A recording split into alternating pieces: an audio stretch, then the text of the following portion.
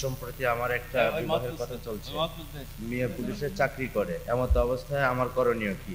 মেয়ে পুলিশ বিয়ে করা যাবে কি? মেয়ে পুলিশ বিয়ে করা যাবে কি যাবে না? আচ্ছা, আমার আগে আপনারা বলেন তো কি যাবে কি যাবে না? হ্যাঁ, তো সকলে তো আপনারাই জানেন। অনেকেই দান করবে তো একটু বলে, যারা দান করবে তারা যেন দিয়ে দেয়। মেয়েদের বাড়ির বাইরে কাজ নয়, মেয়েদের বাড়ির ভেতরে কাজ। মেয়েরা হচ্ছে পুলিশ তৈরি করার কারখানা। নিজের যে সন্তান আছে সেই সন্তানটাকে ভালো আর্মি ফোর্স তৈরি করবে, এই জন্য মেয়েটাকে বাড়িতে উনি কারখানা, উনি মাল তৈরি করবেন, উনি বাইরে মাল হয়ে বিক্রি হয়ে ঘুরে বেড়াবে না। কথা মনে বুঝতে পারলেন না? মেয়েরা কি কারখানা, এরা প্রোডাক্ট তৈরি করবে। কি করবে? প্রোডাক্ট তৈরি করবে। 3-4টা ছেলে থাকবে, একটাকে ডাক্তার, একটাকে মাস্টার, এগুলো তৈরি করবে বাড়িতে সময় দিয়ে, ওরা ওই কাজগুলো করবে। পুরুষের দায়িত্ব বাড়ির বাইরে, মেয়ের দায়িত্ব কোথায়? বাড়ির ভেতরে। সূরা হাজাব আয়াত নম্বর 33 স্পষ্ট আল্লাহর নবী আলাইহিস সালামের স্ত্রী আমাদের আয়েশা, তার মতো জ্ঞানী মহিলা আপনার মেয়ে? হ্যাঁ, তা আল্লাহর নবী চাইলে তো বলতে পারতেন যে আয়েশা তুমি তো খুব ভালো পারদর্শী, তুমি যাও, তুমি একটু মানে বাড়িতে মানে অন্য সাবজেক্ট বাদ দেন, তুমি হাদিস পড়ায়ও। বলতে পারতেন কি পারতেন না? কথা বলে বলেছে না, তুমি বাড়ির ভিতরে থাকো, তোমার কাছে মানুষ যখন আসবে, এলাকার মেয়েরা আসবে, তাকে হাদিসগুলো বলে দিবে। আল্লাহ নবী স্পেশাল হয়ে পাঠায়নি যে তুমি সিরিয়ায় যাও, তুমি অমুক জায়গাতে যাও, ফাতেমা তুমি তো অনেক জ্ঞানী, তুমি অমুক জায়গা থেকে দাওয়াতি কাজ করো, বলেছে না। ইসলামে পরিষ্কারভাবে ডিফেন্সের যে অমুসলিম রাষ্ট্র বা যেখানে ইসলামিক খেলাফত নেই, সেই সব রাস্তায় মেয়েদের জন্য চাকরি করা বৈধ না। নার্সের চাকরি বৈধ হতে পারে শর্ত সাপেক্ষে। কিভাবে? যদি সেই হসপিটালটা পুরোটা মেয়েদের দ্বারা পরিচালিত হয়, মেয়েরাই প্রেসিডেন্ট, মেয়েরাই ডাক্তার, তাহলে এই হসপিটালে আপনার মেয়েকে ডাক্তারি পড়িয়ে তাকে ওই হসপিটালে পাঠানো, এটা অনেক সওয়াবের কাজ হবে। কি হবে বলেন তো ভাইজান? কিন্তু রাত্রেবেলাতে 12টা থেকে আপনার মেয়ের ডিউটি, রাত 12টা থেকে সকাল 8টা পর্যন্ত ডিউটি, 4জন ছেলে বিএসএফ আছে আর আপনার মেয়ে একাই আছে, ডিউটি করবে রাত্রিবেলাতে। কি করবে? পাহারা দেবে। আছে না ভাইজান? ইন্ডিয়ান নেভি 2018 সাল 12ই ফেব্রুয়ারি টাইমস অফ ইন্ডিয়া পৃষ্ঠা নম্বর 26 একটা নিউজ ছাপিয়েছে। তারা বলছে যারা মেয়েরা, যেসব মেয়েরা এই যে বিভিন্ন রকমের নেভির চাকরিগুলো করে, ফোর্সের চাকরি করে, বর্ডার সিকিউরিটি ফোর্স, এই চাকরিগুলো করে, শতকরা 62% মেয়েরা ধর্ষিত হয়েছে তাদের সুপ্রিয়ারের হাতে। এটা ইন্ডিয়ান রিপোর্ট। এবার আপনি দেখেন। আর রিপোর্ট দেব, বাংলাদেশের রিপোর্ট। বাংলাদেশ উত্তর ঢাকা সিটি কর্পোরেশন, দক্ষিণ ঢাকা সিটি কর্পোরেশন, রংপুর, সবচেয়ে 3টে জায়গাকার মেয়েরা সবচেয়ে বেশি আপনাদের বাংলাদেশে গার্মেন্টসের চাকরি বেশি করে। কোথাকার? এই 3টে জায়গাতে গার্মেন্টসের চাকরি সবচেয়ে বেশি করে। 2022 সাল প্রথম আলো 19শে মার্চ প্রথম আলো পত্রিকার 6 নম্বর পৃষ্ঠা একদম শেষের দিকে একটা রিপোর্ট তারা পেশ করে বলছে বাংলাদেশে শুধু ঢাকাতে 2022 সালে 14,700 খানা ডিভোর্সের কেস এসছে, তার মধ্যে 11,000 সামথিং মেয়েরা স্বামীকে ডিভোর্স দিয়েছে। কেন? মেয়েরা চাকরি করে টাকা ইনকাম করতে শিখে নিয়েছে। এখন বলবে নাকি মেয়েরা তার স্বামী ভাত খাবে? কেন? ও নিজেই তো। আপনি যদি বলেন যে এটা গরম, ঠান্ডা পানি করে দাও তো, এটা গরম পানি করে দাও তো, চা করে দাও তো, বলে পারবো না, আমি এখন কাজ থেকে আসলাম, তুমি করে খাও। বলবে কি বলবে না? কথা বলে। ইসলাম মেয়েকে দায়িত্ব হচ্ছে বাড়িতে, বাড়ির বাইরে নয়, বাড়ির বাইরে পুরুষ করবে। শুকরান। সন্তানের মুসলমানিতে সুন্নাতি খাতনার অনুষ্ঠান করা যাবে কি? ছেলে হয়েছে, খতনা দিবেন, তাহলে তার মুসলমানের খানা দিতে পারবেন কি পারবেন না? আমার জানা মতে আল্লাহ নবী থেকে এমন কোনো আমল প্রমাণিত নেই যে আল্লাহ নবী খতনা দেওয়ার পরে তিনি খানা করেছেন, বা কোনো সাহাবী থেকে প্রমাণিত নেই। হ্যাঁ, একটা সাহাবী থেকে প্রমাণ পাওয়া যায়, ইমাম বুখারী কিতাব আদাবুল মুফরাদ হাদিস নাম্বার 1258, যে ইবনু ওমর রাদিয়াল্লাহু তাআলা আনহু তার সন্তান সালেম রাদিয়াল্লাহু তাআলা আনহু ইবনু ওমরের সন্তান, উনি বলছেন যে যখন আমাদের খতনা করে, তখন আমার বাবা তিনি একটা মেষ দুম্বা জবাই করলেন, তারপরে মানুষকে এসে খাওয়ালেন। এটা সুনান আদাবুল মুফরাদ লিল বুখারী হাদিস নাম্বার 1258 পাওয়া যায়। তবে শেখ আলবানী, শেখ শুআইব আরনাউত, ইমাম হাজার, ইমাম জাহাবি সবাই এই হাদিসকে যঈফ বলেছে। কথা বুঝতে পারলেন? সবাই এই হাদিসকে কি বলেছে? যঈফ বলেছে। তবে ওনাকে দেন, এই হাদিসকে যঈফ বলা হয়েছে। তৃতীয়ত বিষয়, যে আমার জানা মতে হাসান বসরি থেকে মুসনাদ ইবনে আবি শাইবাতে এবং সিলসিলা হাদিস সহিহ হাদিস 722 একটা রিওয়ায়াত পাওয়া যায়। হাসান বসরি বলছেন যে তাদের যুগে একজন ব্যক্তিকে খাতনারও দাওয়াত দেওয়া হয়েছিল, অনুষ্ঠানে দাওয়াত দিয়েছিল, তিনি ইগনোর করেছেন যে না আমরা খাতনা দাওয়াত খেতে যাব না। অথচ অনেক জায়গা থেকে পাওয়া যায় তাবিদের মধ্যে খাতনা দাওয়াত দিলে তারা অংশগ্রহণ করতেন। ইমাম কুদমা রাহিমাহুল্লাহ তার আল মুগনি 8ম খণ্ডের সম্ভবত 186 নম্বর পৃষ্ঠা, ইমাম আবু হানিফা, শাফিঈ, মালিক, আহমদ ইবনে হাম্বল 4 মাযহাবের ঐক্যমতে কেউ যদি দাওয়াত দেয় আপনি খেতে পারবেন। এটা কোনো সুন্নাতি দাওয়াত না, ওয়াজিব দাওয়াত না, এটা জাস্ট মুস্তাহাব কাজ। কথা বুঝতে পারলেন? যদি কেউ দাওয়াত দেয় আপনি খেতে পারবেন, এটা হারাম বা বিদআত হবে না। 4 মাযহাব ইমামরা একমত। শাইখুল ইসলাম ইবনে তাইমিয়া রাহিমাহুল্লাহ তিনিও একমত, তার মাজমুল ফতোয়াতে তিনিও জায়েজ বলেছেন। বর্তমান সৌদি আরবের সবচেয়ে বিখ্যাত যিনি ফতোয়াবিদ 2000 সালে মারা গেছেন, তার নাম কি? বিন বাজ রাহিমাহুল্লাহ, তারও ফতোয়া জায়েজ। শেখ সালেহ আল ইসলামের ফতোয়া জায়েজ, শেখ সালেহ আল মুনাজ্জিদের ফতোয়া জায়েজ। যাবেন, তবে ঘটা করে বড় করে আয়োজন করতে হবে এমনটা নয়, যত সামান্য। কথা বুঝতে পারলেন? খতনা করে টাকা দা, এটা তো ব্যবসা। মানে আমি হোটেল খুলেছি, আয় খা, টাকা দিয়ে যা, তোর দোকানে খেয়ে যাওয়ার দরকার নেই। আবার খতনাকে কেন্দ্র করে ডিজে গান বাজানো আরো হারাম। জাস্ট আপনি এটা সুন্নাত কাজও না, নবীও করেনি, সাহাবীরাও করেনি, তাবিদের আমলে থেকে এটা প্রচলন হয়েছে। 4 মাযহাব ইমাম এটাকে জায়েজ বলেছে, আলেমরাও জায়েজ বলেছে। এটা জাস্ট একটা খাবারের আয়োজন, একদম সাজসজ্জা করে ঘটা করে করতে হবে, করলে এটা বিদআতের অন্তর্ভুক্ত হবে যদি এটাকে উৎসব বা ইসলামের অন্তর্ভুক্ত করে নেন। সুনান তিরমিজি 737 নম্বর হাদিস, আল্লাহ নবী বলেছেন প্রত্যেক মুসলমান উপরে মুসলমান ভাইয়ের হক থাকে, কেউ যদি দাওয়াত দেয় দাওয়াত কবুল করতে হয়। তো সাধারণ দাওয়াত। কথা বুঝতে পারলেন?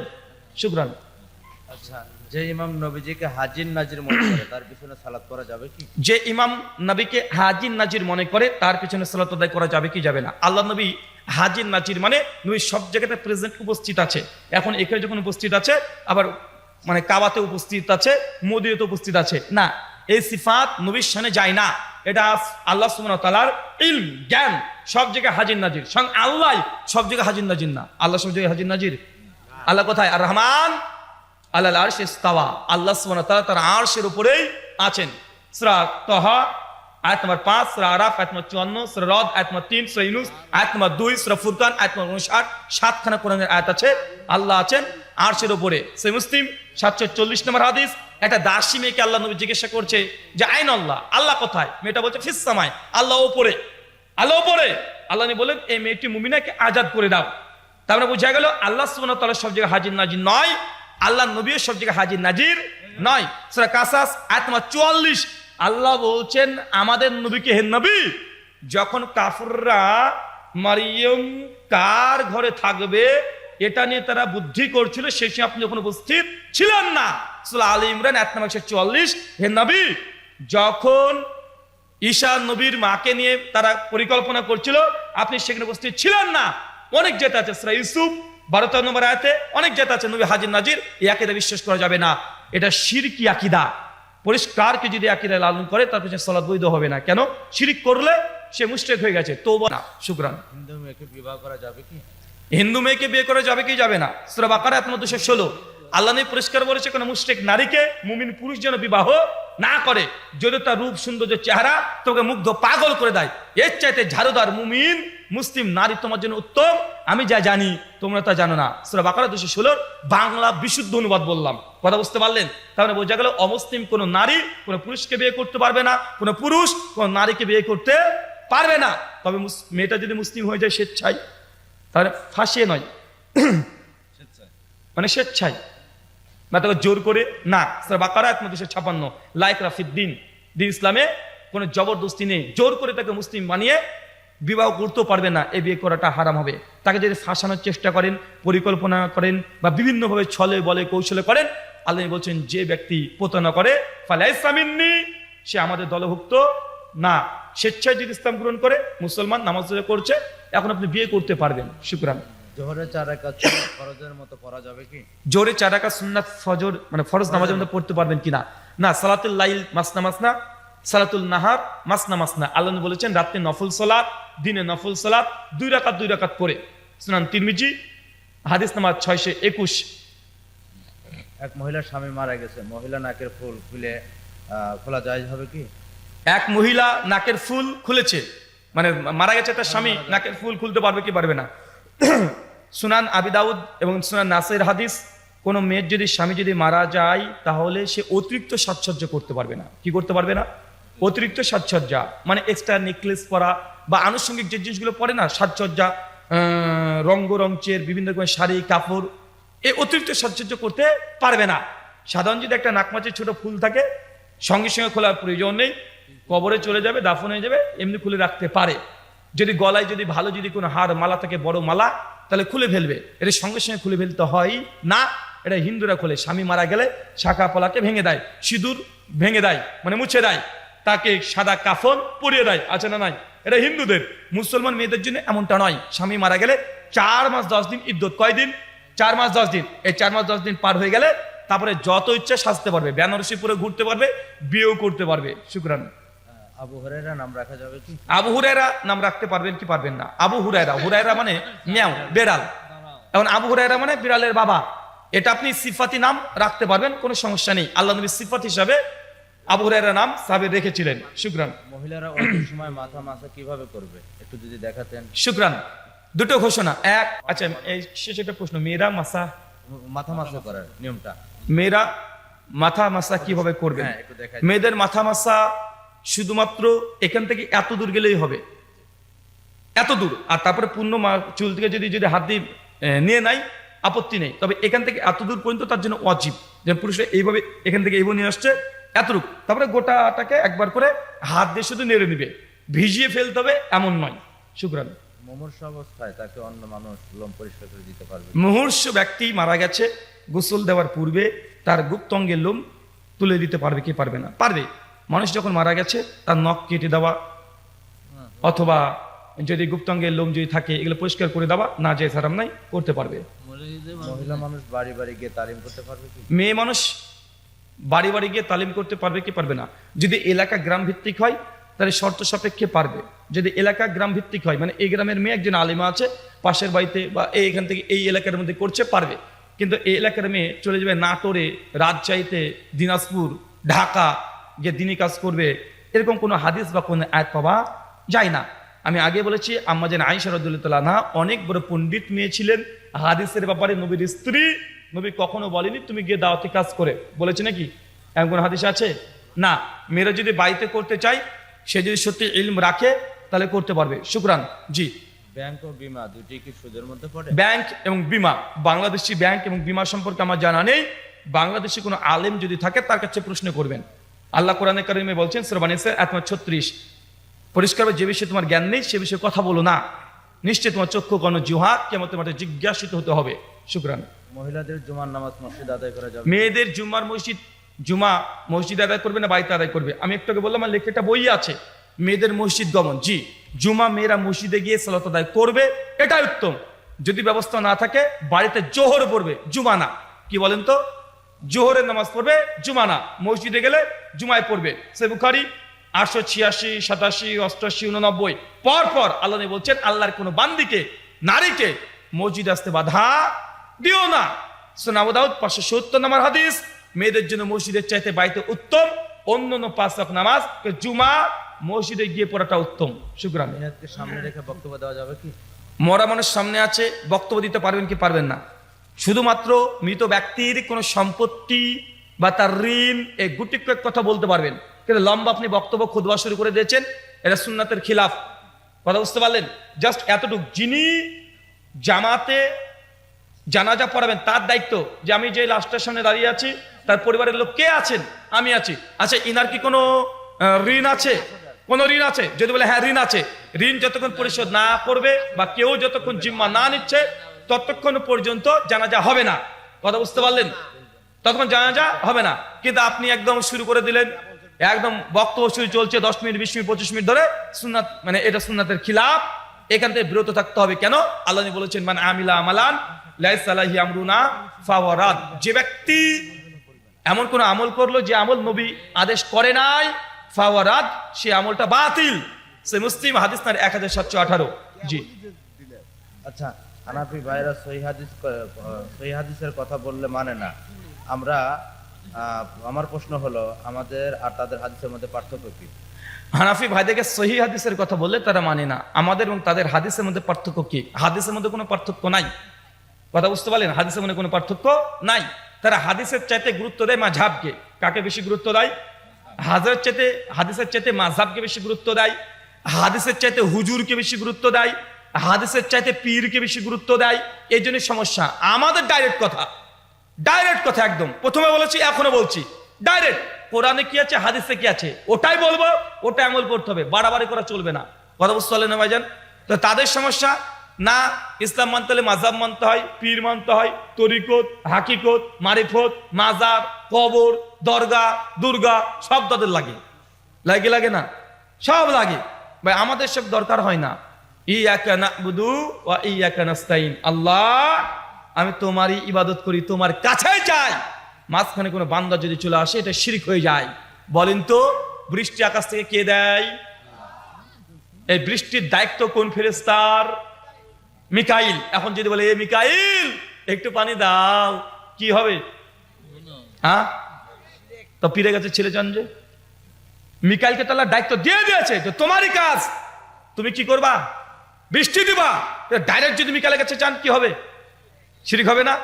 তো আপনার পীর সাহেব ছেড়ে দিবে, আপনার চাকরি দিবে, রিজিকের মালিক আপনার পীর সাহেব না আল্লাহ? আপনি তার কাছে চাচ্ছেন যে? শুকরান। কোরআনের সাথে রাজনীতির কোনো সম্পর্ক আছে কি? কোরআনের সঙ্গে রাজনীতি কোনো সম্পর্ক? রাজনীতি কি? হ্যাঁ, রাজনীতি কি আগে আমাকে বুঝতে হবে। রাজনীতি কি? রাজনীতি রাজাদের নীতি। বুঝতে পারলেন না? রাজনীতি মানে কি? রাজাদের নীতি, রাজার নীতি, এগুলো।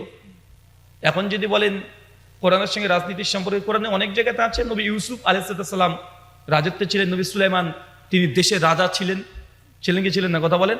সঙ্গে আল্লাহ নবী মক্কা মদিনা তিনি রাজত্ব চালিয়েছেন, তিনি খলিফা ছিলেন। আবু বকর খলিফা, ওসমান খলিফা, আলী খলিফা।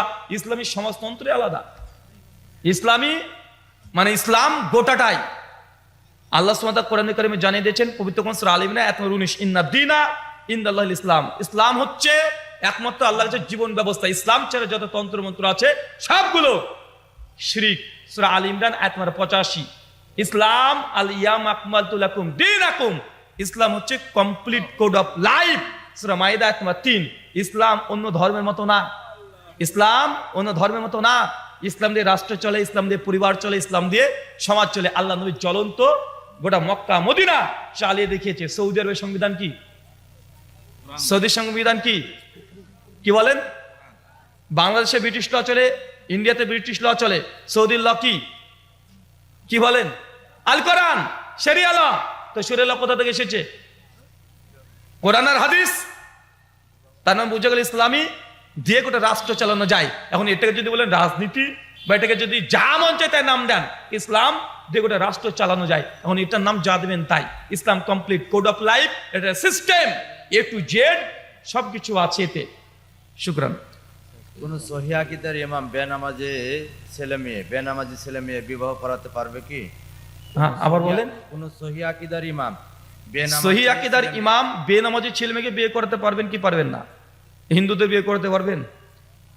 হ্যাঁ, দুজন যদি বেনামাজি হয়, আপনি কেন তাকে কেন আপনি মানে বিয়ে পড়াতে কেন যাচ্ছেন? আমি এই কথা বলি না যে নামাজ, শোনেন, নামাজের দুটো অংশ। এক, যে একবারে নামাজকে অস্বীকার করেছে সে কি? কাফের। আর যে মাঝে মধ্যে নামাজ পড়ে, মাঝে মধ্যে ছাড়ে, এ ফাসেক, জালেম। এর বিয়োগ যে সহিহ আকীদার আলেমের পড়াটা উচিত নয়। ওই বিয়ে পড়াবেন, হুজুর লাগবে কেন? হুজুরের দরকারও নেই, হুজুর দিয়ে বিয়ে পড়ানোর দরকার নেই। ওর মতনই ফাসেক যে আছে, একটু কোরআন পড়তে পারে, হাদিস পড়তে পারে, তাকে পাঠিয়ে দিবেন যে তোর বিয়ে তুই পড়া। যে কোয়ালিটির সে সেই কোয়ালিটির। কথা বুঝতে পারলেন? অনেকে বলে যে হুজুর বেনামাজি, তার জানাজা করা যাবে? আচ্ছা, যাবে। কে জানাজা পড়বে? আপনি না, যে বেনামাজি সে। কথা বুঝতে পারলেন ভাইজান? বলছে ভাইজান বিড়ি যে খায় তার পিছনে নামাজ হবে? আচ্ছা, হবে। যে গাঞ্জা খায় তার, যে কোয়ালিটি সেই কোয়ালিটি হবে। আপনি একটা ছোট্ট উদাহরণ দিয়ে বুঝতে পারেন। বলেন তো ভাইজান, আপনাদের গ্রামের মানুষ যাবেন চিটাগাঙ্গে। কোথায় যাবেন? চিটাগাঙ্গে। গ্রামে 50 জন মানুষ বাসে চেপেছেন, তসবি নিয়ে, সব হাজি গাজি মানুষ, অনেক পরেশগার। চিটাগাঙ্গে যাবেন, হ্যাঁ, তসবি টিপে গাইতে উঠছেন, সব পরেশগার। 50 জন সবাই ভালো, ড্রাইভার যদি মাতাল হয় কি কি হবে? ওই যে মাঝখানে কি একটা নদী আছে, যমুনা আছে না, ওটা চিটাগাং যাবে না, যমুনার নিচে ফেলে দিবে আপনাকে। তাই ড্রাইভার তাকে ভালো হতে হবে। ড্রাইভার যদি এইসব জিনিস করে মুসিবত, এ মাতাল দিয়ে কাজ হবে না। শুকরান। জমি না দিয়ে হজ করলে হজ কবুল হবে কি? বোনকে জমি না দিয়ে, বোনকে জমি না দিয়ে, জমিকে মানে সরি, আপনার বাপের জমি ছিল, বোনকে ভাগ দেন নাই, আপনি হজ করেছেন, এখন হজ কবুল হবে কি হবে না? শোনেন, হজ স্বতন্ত্র একটা আলাদা ইবাদত, বোনকে জমি দেননি, এটা একটা গুনাহ। এটা কি কথা বলেন? এটা একটা গুনাহ, দুটো স্বতন্ত্র। হজ কবুল হবে কি হবে না এটা আল্লাহ জানে। কে জানে? আল্লাহ জানে। কিন্তু বোনের জমি মেরে খেয়েছেন, এই জন্য হজ করতে গিয়ে কাবা শরীফ ধরে ধরে যদি কান্নাকাটি করেন, আল্লাহ বোনকে জমি দিইনি, তুমি মাফ করো, 1 কোটি বার বললেও আল্লাহ মাফ করবে না। কেন? এটা হুকুকুল ইবাদ, এটা হচ্ছে আল্লাহর সঙ্গে জড়িত পাপ, একটা বান্দার সঙ্গে জড়িত পাপ। বোনের জমি মেরে খেয়েছেন, বোনের পা ধরে জমি ফেরত দিয়ে বোনের কাছে এই মাপ চাইতে হবে, আল্লাহ এই মাপ করবে না। এতটুকু কি বুঝতে পারলেন? আল্লাহর সঙ্গে জড়িত পাপ আল্লাহ ক্ষমা করে, বান্দার সঙ্গে জড়িত পাপ আল্লাহ ক্ষমা করবেন? আল্লাহ করবেন না। তাই বোনের জমি মেরে খেয়েছেন, আপনার হজ কবুল হবে কি হবে না এ কথা ভুলে যান। বলে যান যে এই হক মারার জন্য আপনার জাহান্নামের শাস্তি কেমন হবে। শুকরান। হিন্দুদের বাড়িতে মুসলমানদের খাওয়া যাবে? হিন্দু বাড়িতে মুসলিমরা খেতে পারবেন কি পারবেন না?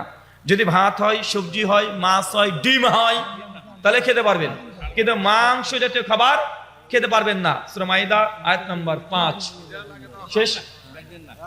আচ্ছা, মৃত ব্যক্তি জানাজা নামাজ একই ব্যক্তি দুইবার পড়াতে পারবে? মৃত ব্যক্তি মারা গেছে, একজন ব্যক্তি 2 বার জানাজা পড়াতে পারবে কি পারবে না, এই ব্যাপারে কিছু পাওয়া যায় না, তবে কেউ পড়িয়ে দিলে কোনো সমস্যা নাই। শুকরান, জাযাকাল্লাহ খায়রান। শেষ করছি। ইমাম রাফল আয়াদান করে, সালাত আদায় করে, হানাফি মাওলানা এ সালাত মানে হয়নি বলে, কিন্তু হানাফি মাওলানা সালাত আদায় করলে হবে কি? মানে ইমাম রাফল আয়াদান করেছে বলে উনি বলছে আমার জানাজা সালাত হয়নি। ইমাম সাহেব রাফুলুদ্দিন করেছেন বলে মুসল্লি রাফুলুদ্দিন করেনি, তার নামাজ হবে কি হবে না? কারণ ইমামকে আনুগত্য করতে হয়, ইমামের অনুসরণ করতে হয়।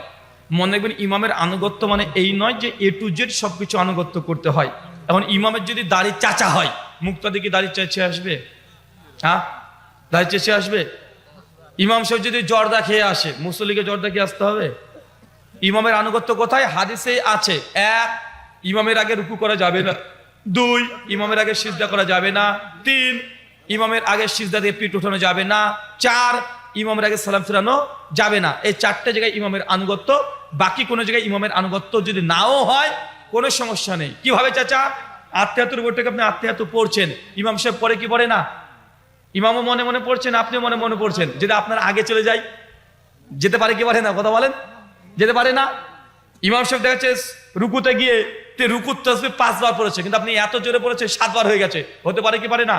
তাই ইমামের আনুগত্য প্রথম থেকে শেষ পর্যন্ত হয় না, শুধু 4টে জায়গাতে ইমামের আনুগত্য হয়। রুকু, সিজদা, সিজদা থেকে ওঠা, রুকু থেকে ওঠা, আর সালাম ফেরানো। বাকি জায়গাতে সুন্নাত মুস্তাহাব, ইমাম করলো কি করলো না দেখার দরকার নেই, সুন্নাত জানলে আপনি করবেন, এটা চূড়ান্ত শেষ কথা। শুকরান। ইসলামী জালসায় মেলা দিলে এটা মেলা কি হালাল না হারাম? মিশকাত হাদিস নাম্বার 786, আল্লাহ নবী বলেন সবচেয়ে নিকৃষ্ট জায়গা বাজার, আর সবচেয়ে উত্তম জায়গা মসজিদ। এখন ইসলামী জালসাতে যদি ঘটা করে কৃত্রিমভাবে যদি ক্ষণস্থায়ী একদিনকে দিন দোকান করেন, আর সেখানে নারী পুরুষ অবাধ মিলেমিশে হয়, তাহলে আপনারা বলেন ছেড়ে দেন, ছেড়ে দেন, ছেড়ে দেন, চলবে।